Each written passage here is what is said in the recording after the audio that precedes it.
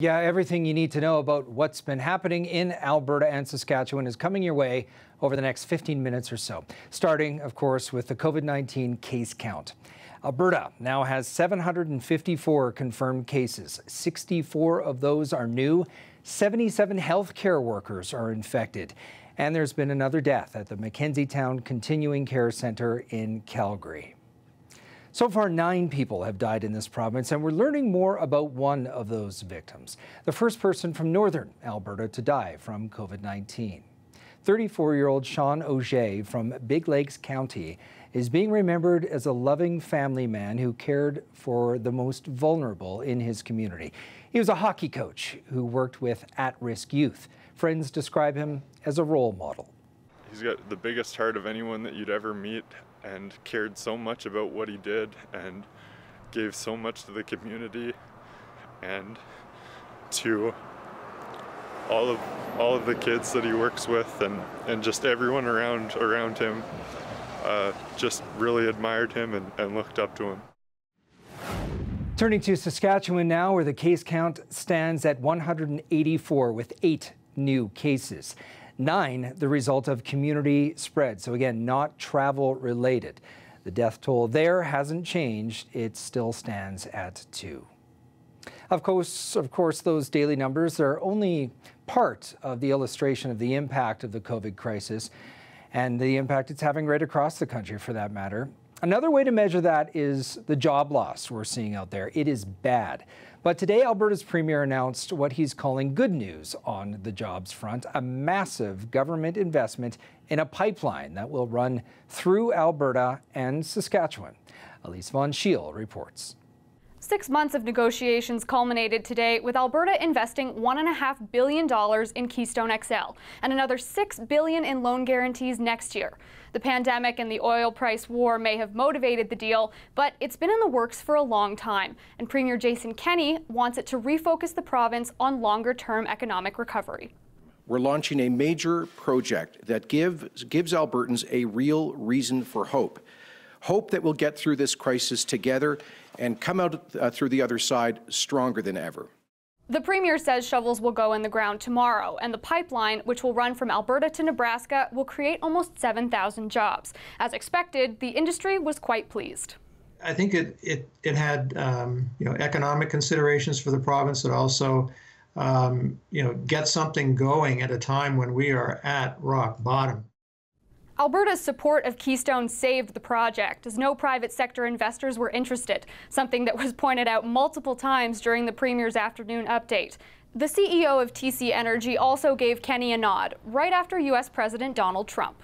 Without, Premier, your stalwart support and leadership, this critical and beneficial project could not have been advanced. Kenney already has plans to sell the province's stakes in the project sometime after it's completed in 2023. But political scientist Dwayne Bratt says the message it's sending now is important. It's clear that it wouldn't have been built. I mean, that TransCanada would have walked away or would have had trouble finishing it. But the second is it's a real powerful statement to the oil and gas sector, if they didn't think so already, that the Kenney government's got your back. Smooth sailing isn't guaranteed. A change in U.S. administration could prove problematic for the pipeline, as could court challenges and protests like we've seen with other Canadian energy projects. All of this with the price of Canadian oil still hovering at a historic low. Elise Von Schiel, CBC News, Calgary. The Alberta government is also paving the way for abandoned oil wells to get back up and running. The province introducing new legislation which would grant expanded power to the industry-funded Orphan Well Association. Bill 12 would allow the association to use its funds to not just clean up orphaned wells, but to operate wells that may still be viable and even operate pipelines. While the province is pumping more than $1 billion of public money into a private energy company, the government's decision to lay off thousands of public sector workers came under fire at the Alberta legislature today. Nancy Carlson is the host of CBC Edmonton News at 6. And Nancy, we're talking about that surprise education cut. Yeah, this weekend the government announced it's redirecting $128 million from education to the province's COVID-19 response. Well, today was the first time the opposition has been able to ask the UCP face-to-face about this decision. Now, this is expected to lead to thousands of temporary layoffs, including everyone from educational assistants to bus drivers. Here is part of the passionate exchange during question period this afternoon. Mr. Speaker, today they found $1.6 billion, but they couldn't find $120 million for 20,000 people helping disabled kids across this province. You know, this government keeping a promise is an exception to the rule, but when we look closer at who suffers from their broken promises, it always seems to be children, and in particular special needs children. They've already slash-puffed, they've already cut grit, and now they're firing 20,000 EAs to the Premier. At a time like this, these young people need more support, not less. Will you please reverse these horrible, cruel cuts? The Honourable, the Minister of Education. Mr. Speaker, as a former trustee and board chair, I want to stress that this decision was not easily made. Both the public and private sectors are having to make tough decisions as they manage this pandemic.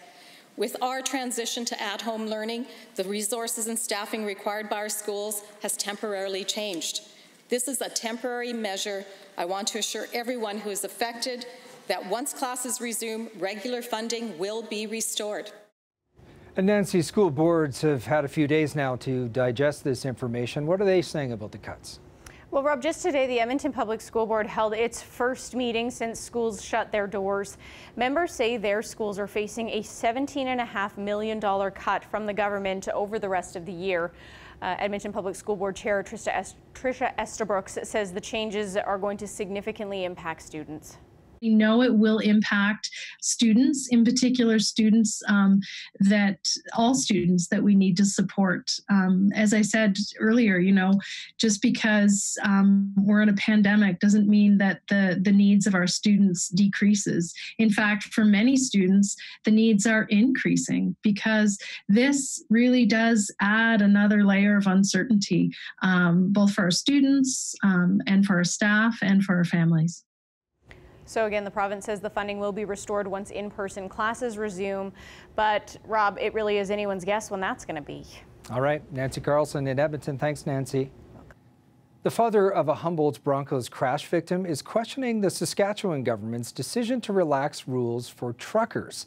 This week, the government announced truckers could drive for more than the previous maximum of 13 hours a day if they're carrying emergency supplies such as medicine or food.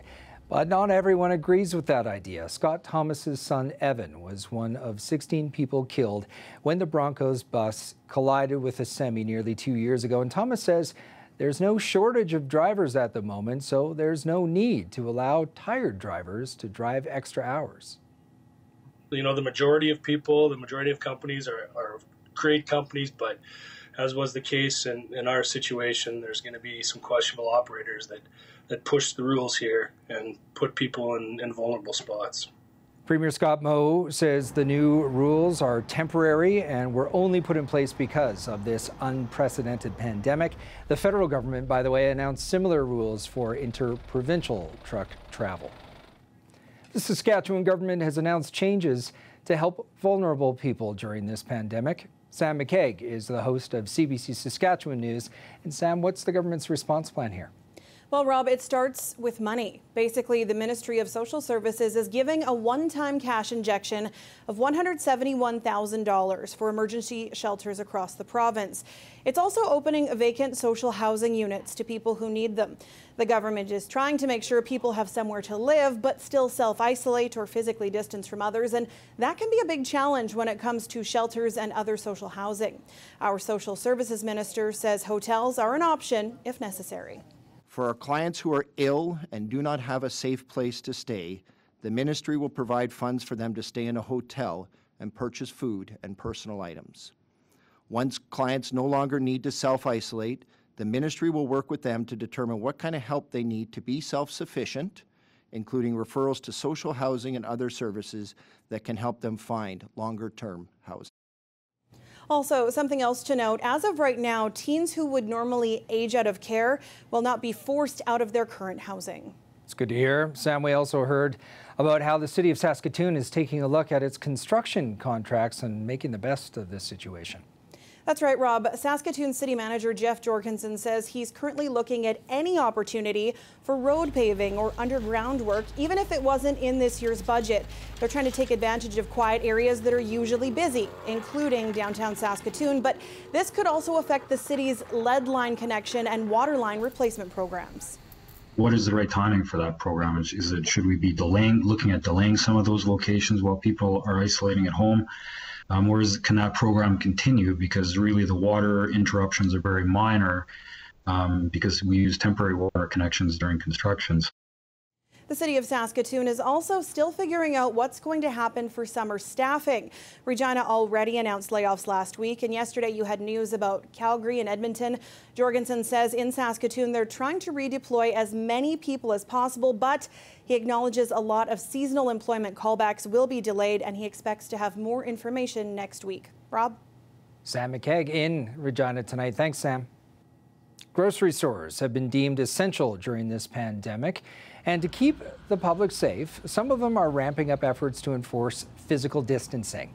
In Regina, smaller shops like this one are making it simple by adding color-coded arrows to make aisles one way. Loblaws tells us it will be adopting a similar practice by the end of the week. The store in Edmonton has already done it. There are plenty of signs to remind shoppers to stay away from others. A limited number of people are also being allowed in at a time. Larger chains such as Sobeys and Shoppers Drug Mart have installed plastic barriers for cashiers.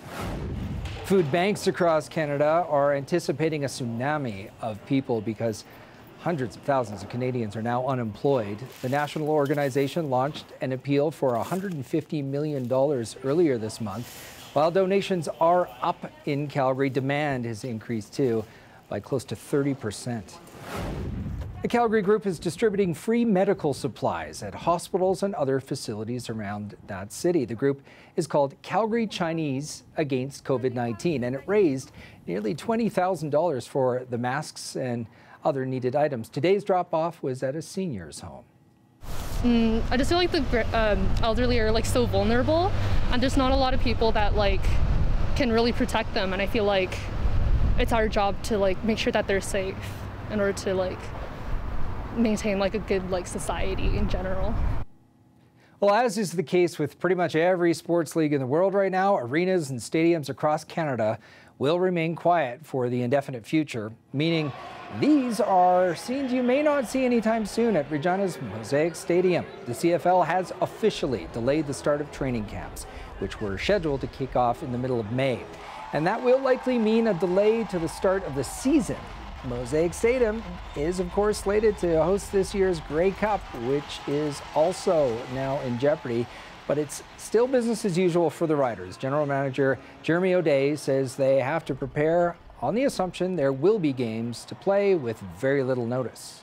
We'll adapt. I think we'll be prepared. I know it's a question that everyone wants to ask, but the reality is no matter what the season, how it's shaped up, we're all going to be in the same season. We're all going to be playing the same amount of games. So we'll adjust and we'll do the best that we can. But again, we're all on the same playing field, and any season for me would be great.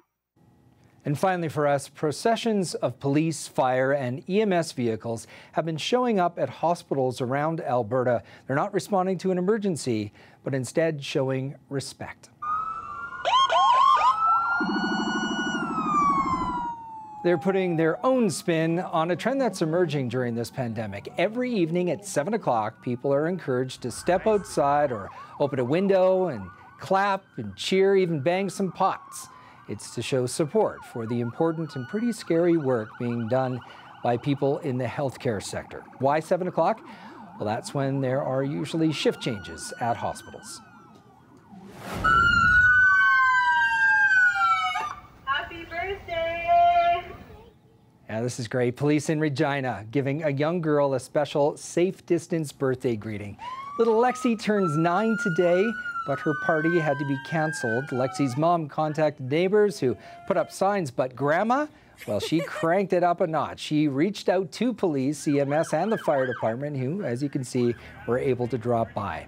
Lexi's mom says she, the little girl, will never forget this birthday. And happy birthday to you, Lexi.